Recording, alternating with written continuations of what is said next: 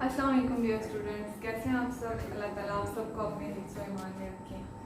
Dear students, आपको पता है कि हम चैप्टर पढ़ रहे हैं कौन सा, पाकिस्तान का क़याम। हमारे चैप्टर का नाम क्या है, पाकिस्तान का क़याम।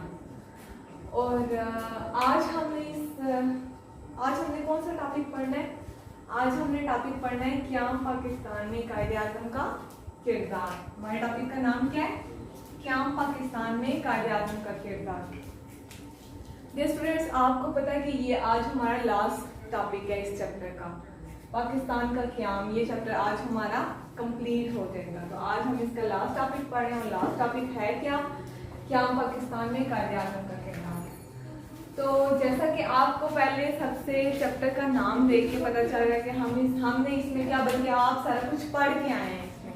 तो आपको पता है कि हमने इसमें क्या क्या पढ़ा है, पाकिस्तान का क़याम। कि पाकिस्तान का क़याम किस तरह से, कौन कौन से लोगों ने पाकिस्तान के क़याम में बहुत ज़्यादा मदद की थी और कौन कौन से स्ट्रगल्स को फेस किया था, कौन कौन से ऐसे इक़दाम हैं जो पाकिस्तान को हासिल करने के लिए किए गए थे। तो आज क्योंकि हम स्पेसिफिक एक बंदे की बात करेंगे, किसकी, कायदे-ए-आज़म की, कि कायदे-ए-आज़म का क़याम पाकिस्तान में क्या किरदार है। तो ये नाम सुन के ही आप सबको पता चल चुका होगा कि हम सब जानते हैं कि पाकिस्तान हासिल करने में हमारी सबसे ज़्यादा मदद अगर किसी ने किया है तो वो कौन है, कायदे-ए-आज़म। इस बात में कोई शक नहीं है स्टूडेंट्स के कायदे-ए-आज़म के साथ और भी बहुत से हमारे सियासी रहनुमा थे जिन्होंने बहुत ज़्यादा कोशिश की, बहुत ज़्यादा मेहनत की, दिन रात एक किया, बहुत सी कुर्बानियाँ दी, फिर जाके हमें एक मुल्क मिला।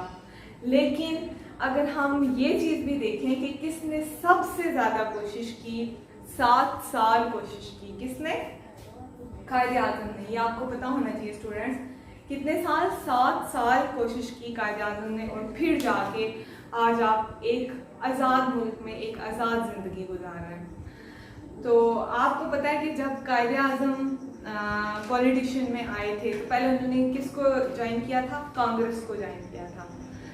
हम ये बात करें पाकिस्तान बनने से पहले की कि कितनी कोशिश की थी, किस तरह से हमें पाकिस्तान हासिल हुआ था।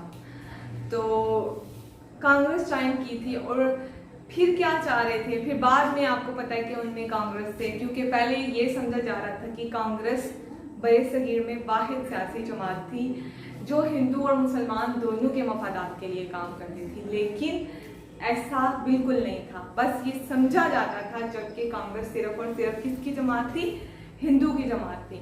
फिर जब कायदे-ए-आज़म ने देखा कि हमें अपनी भी एक ऐसी जमात बनानी चाहिए जो किसके लिए काम करे, सच्चे दिल से मुसलमानों के लिए काम करे, तो फिर कौन सी जमात बनी थी, मुस्लिम लीग बनी थी।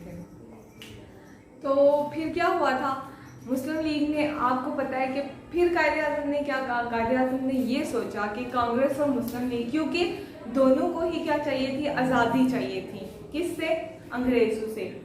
और दोनों का एक ही मकसद था कि हमने क्या करना है, बड़े सगीर से अंग्रेज़ों को क्या करना है, निकालना है। तो कायदे-ए-आज़म ने क्या सोचा कि मुस्लिम लीग और कांग्रेस दोनों मिलके क्या करें, क्यों ना दोनों मिलके ये काम करें कि मिलके हिंदुस्तान से किसको निकाला जाए, अंग्रेज़ों को निकाला जाए।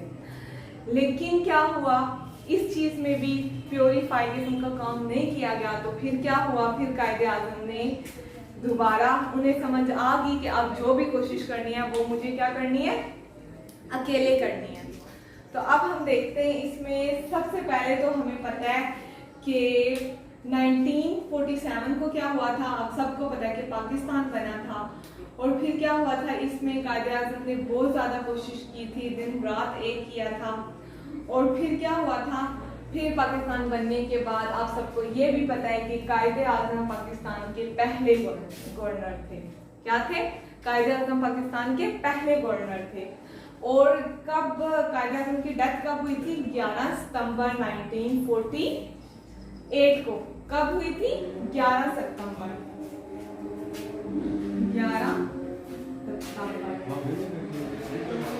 1948।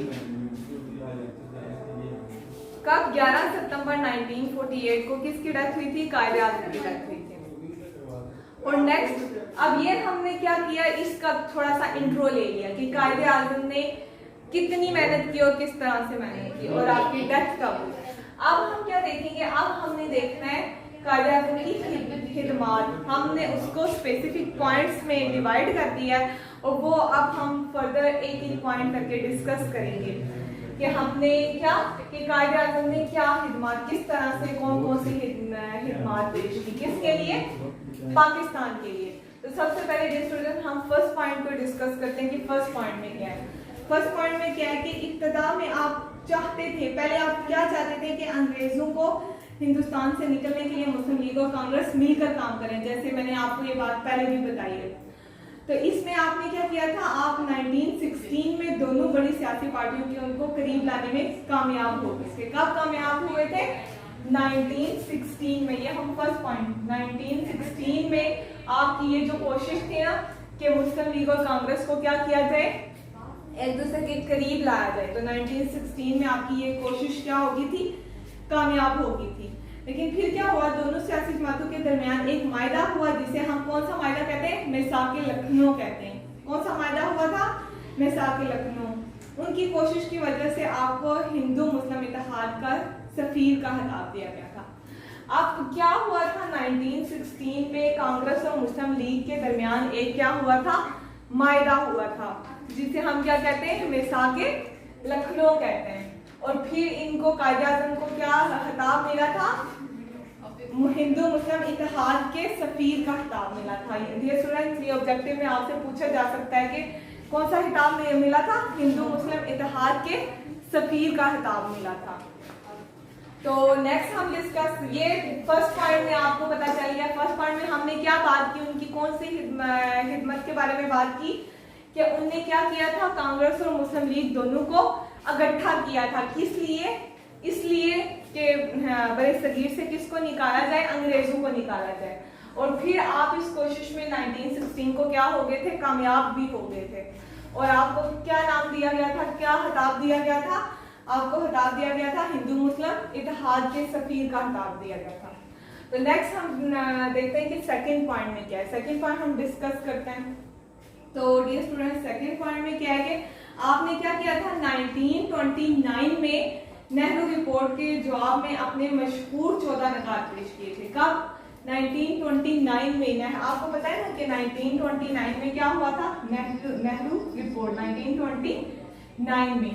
तो आपने फिर क्या किया था, इस रिपोर्ट के का जवाब दिया था, किस तरह जवाब दिया था, 14 निकात के जरिए जवाब दिया था, मुसलमानों के मुतालबात को उजागर। और 14 निकात में आपने मुसलमानों के जो मुतालबात थे उनको उजागर किया, उनको लोगों को बताया, पूरे बड़े सगीर को बताया, दुनिया को बताया गया कि मुसलमान क्या चाहते हैं। ये किसके जवाब में दिया गया था, नेहरू रिपोर्ट जो पेश की गई थी 1929 में। ये हमने पीछे डिस्कस कर लिया था। और 1929 में नेहरू रिपोर्ट के जवाब में फिर कायदे आज़म ने क्या किया था, 14 निकात पेश किए थे। ये इनकी क्या होगी, दूसरा पॉइंट हमने पढ़ लिया, दूसरी। अब तीसरे में डिस्कस करते हैं हम क्या है।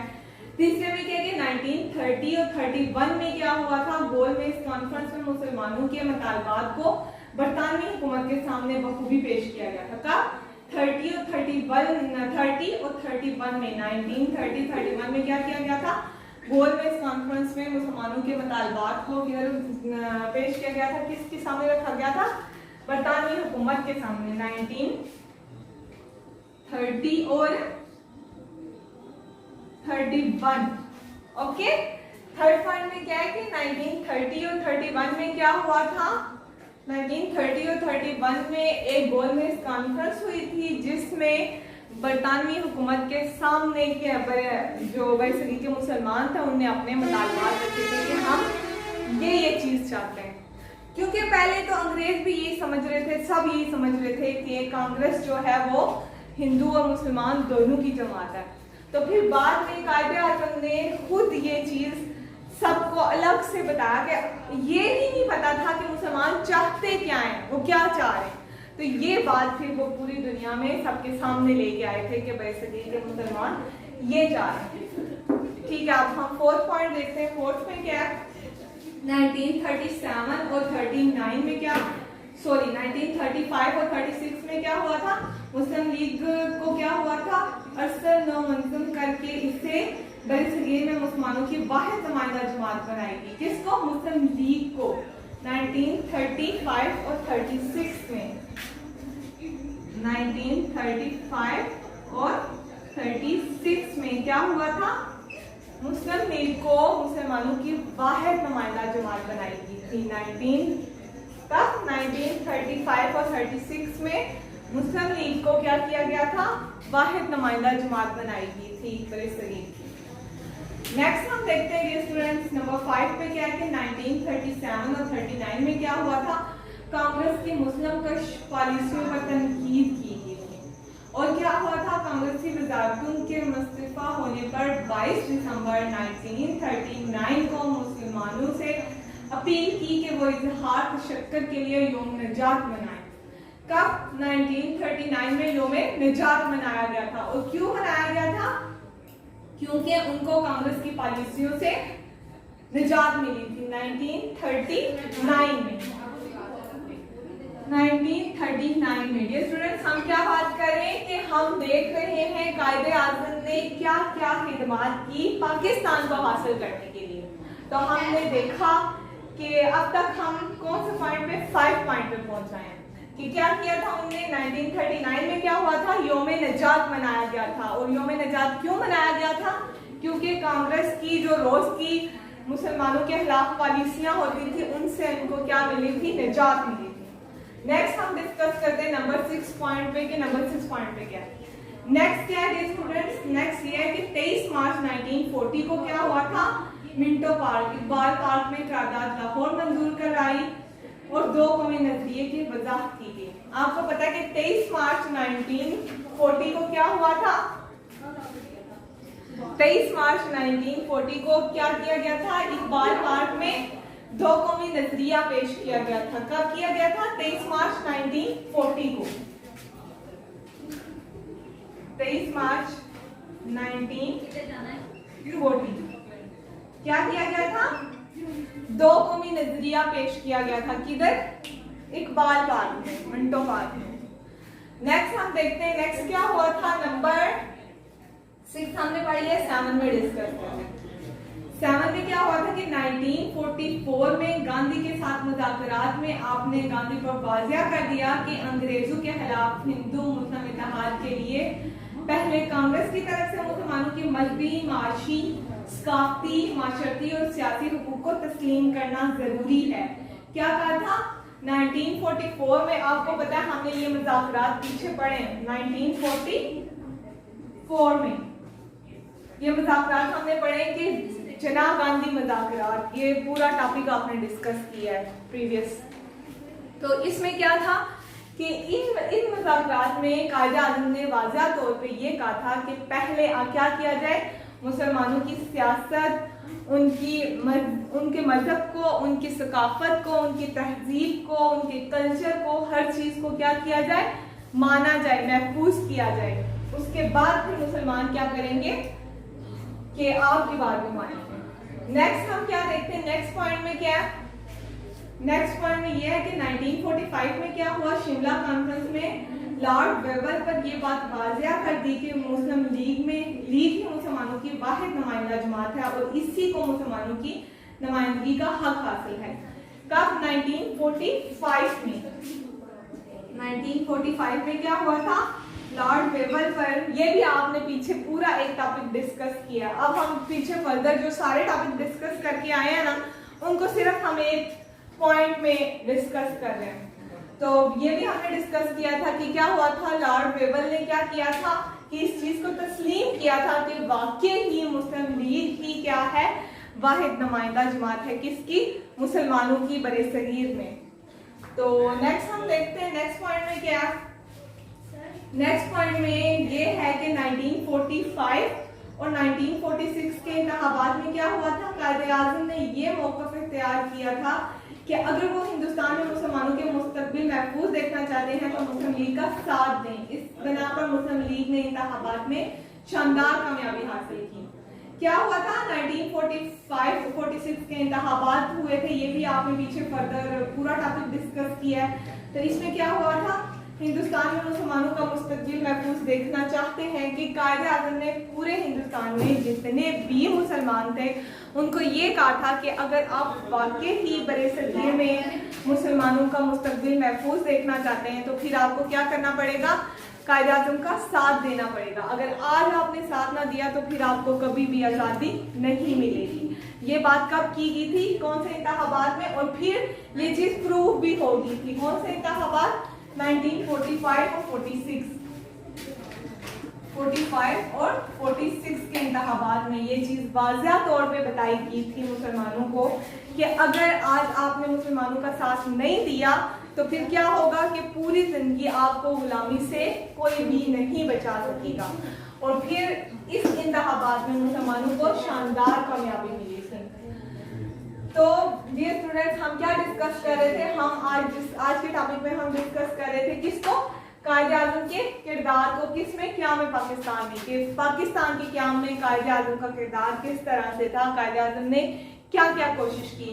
तो ये बात हम सब जानते हैं कि पाकिस्तान हासिल करने में कायदे आज़म ने मुसलमानों का बहुत ज़्यादा साथ दिया और 7 साल की कोशिश के बाद फिर जाके 1947 में क्या हासिल किया, एक आज़ाद मुल्क हासिल किया जिसमें आज भी हम एक आज़ाद जिंदगी गुजार रहे हैं। तो उसके बाद हमने फर्दर इसका एक एक पॉइंट करके डिस्कस किया और ये सारे पॉइंट हम प्रीवियस इस पूरे चैप्टर में डिस्कस करके आ चुके थे। हमने क्या किया, इन सारे पॉइंट्स को फिर उस पूरी डिटेल को एक पॉइंट में कन्वर्ट कर दिया और फिर हमने इसको डिस्कस किया। सबसे पहले हमने क्या देखा, फर्स्ट पॉइंट में कि 1916 में क्या हुआ। 1916 में कायदे आज़म ने क्या किया, बहुत ज़्यादा कोशिश की कि कांग्रेस और मुस्लिम लीग को क्या किया जाए, इकट्ठा किया जाए। और फिर क्या हुआ, फिर उसके बाद वाकई ही मुसलमान कायदे आज़म इस चीज़ में क्या हो गए थे, कामयाब हो गए थे। फिर 1929 में क्या हुआ, नेहरू रिपोर्ट का जवाब दिया 14 निकात के जरिए। फिर 1930 और 31 में क्या हुआ था, गोलमेज कॉन्फ्रेंस की गई बरे-सगीर में और बरे-सगीर की हुकूमत के सामने अपने मुतालबात रखे गए। ये भी किसने किया, कायदे आज़म ने किया। उसके बाद क्या हुआ, 1935 और 36 में क्या किया गया था, 35 और 36 में ये बात वाज़िया तौर पे कर दी गई कि मुस्लिम लीग ही मुसलमानों की वाहिद नुमाइंदा जमात है। और 1939 में क्या किया गया था, 1939 में योम निजात मनाया गया था। क्यों मनाया गया था, 1939 में योम निजात मनाया गया था। और क्यों मनाया गया था, इसलिए मनाया गया था कि कांग्रेस की जो उल्टी सीधी पॉलिसियां थी मुसलमानों के अगेंस्ट, उनसे मुसलमानों को क्या हुआ था, निजात मिली थी। इसलिए योम निजात मनाया गया था कब, 1939 में। देन नेक्स्ट क्या हमने डिस्कस किया कि 23 मार्च 1940 को क्या हुआ, 23 मार्च 1940 को दो कौमी नजरिया पेश किया गया। और उसके बाद आपको पता है कि दो कौमी नजरिए में वाज़िया तौर पे ये बात बोल दी गई थी कि क्या है कि पाकिस्तान मुसलमानों के लिए हासिल करना बहुत ज़रूरी है और बरसगीर में हिंदू और मुसलमान कभी भी इकट्ठे नहीं रह सकते, बल्कि ये दोनों एक क्या है, दो अलग अलग कौमें हैं। और इन दोनों के लिए क्या, एक अलग अलग मुल्क ही चाहिए अगर आपको सियासी सूरत हाल और हर तरह की सूरत हाल कशीदा नहीं करनी। तो नेक्स्ट फिर हमने क्या डिस्कस किया, 1944 में क्या हुआ था, गांधी जना मुज़ाकरात हुए थे कब, 1944 में। और इसमें भी कायदे आज़म ने वाज़िया तौर पे ये बात बोल दी थी कि अगर आप क्या करें, मुसलमानों की सियासत, उनकी तहजीब, उनका मजहब, उनकी इस्लामिक वैल्यूज, हर चीज़ को महफूज करते हैं तो फिर हम आपका साथ देंगे। उसके बाद 1945 में क्या हुआ, 1945 में कौन था, लॉर्ड वेवर। शिमला कॉन्फ्रेंस में लॉर्ड वेवर पर यह बात वाज़िया हो गई थी, किस पे, लॉर्ड वेवर पर। शिमला कॉन्फ्रेंस की हम बात कर रहे हैं 1945 में, कि उस पर यह बात वाज़िया हो गई थी कि क्या है कि मुस्लिम लीग ही मुसलमानों की एक वाहिद नुमाइंदा जमात है। उसके बाद हमने नेक्स्ट लास्ट पॉइंट में हमने क्या डिस्कस किया कि आपको पता है कि 1945 और 46 में क्या कराए गए थे, इंतखाबात करवाए गए थे। और इसमें कायदे आज़म ने पूरे बरसगीर के मुसलमानों को वाज़िया तौर पे ये बात बोल दी थी कि अगर आज आपने मेरा साथ नहीं दिया तो पूरी जिंदगी आपको गुलामी से कोई नहीं बचा पाएगा। और फिर 1945 और 46 में वाकई ही मुसलमानों को काफ़ी ज़्यादा फ़ायदा हुआ था। और फिर ये बात वाज़िया तौर पे सबको पता चल गई थी कि क्या है कि मुस्लिम लीग वाकई के मुसलमानों की वाहिद नुमाइंदा जमात है। तो नेक्स्ट हम इंशाल्लाह नेक्स्ट टॉपिक हम नेक्स्ट लेक्चर में डिस्कस करेंगे। ये टॉपिक आपका काफ़ी इंटरेस्टिंग है। आपको पता है कि कायदे आज़म ने, हम सबको पता है कि पाकिस्तान हासिल करने में सबसे बड़ा किरदार किसका था? कायदे आज़म का था। तो ये हमने उन्हीं के कुछ पॉइंट्स, अब हम उनने इतनी स्ट्रगल किया, इतनी कोशिश किया कि हम वो हर चीज़ यहाँ डिस्कस नहीं कर सकते, लेकिन उसमें से कुछ पॉइंट हमने डिस्कस किए हैं जो बहुत ही ज़्यादा इम्पॉर्टेंट थे कि किस किस तरह कायदे आज़म ने किया, क्या क्या काम किया, कब कब किया, डेट्स के साथ हमने डिस्कस किया। 1916 से स्टार्ट किया और 47 में क्योंकि पाकिस्तान बन गया था और हम 47 तक आए। तो ये इसमें से आपका ऑब्जेक्टिव भी काफ़ी आ सकता है, एमसीक्यूज आपसे पूछे जा सकते हैं और शॉर्ट क्वेश्चन भी और लॉन्ग क्वेश्चन भी पूछा जा सकता है कि क्या पाकिस्तान में कायदे आज़म के किरदार पर नोट तहरीर करें। ठीक है डियर स्टूडेंट, नेक्स्ट टॉपिक हम नेक्स्ट लेक्चर में डिस्कस करेंगे। तब तक के लिए अल्लाह हाफिज़, अपना बहुत सा ख्याल रखा करें।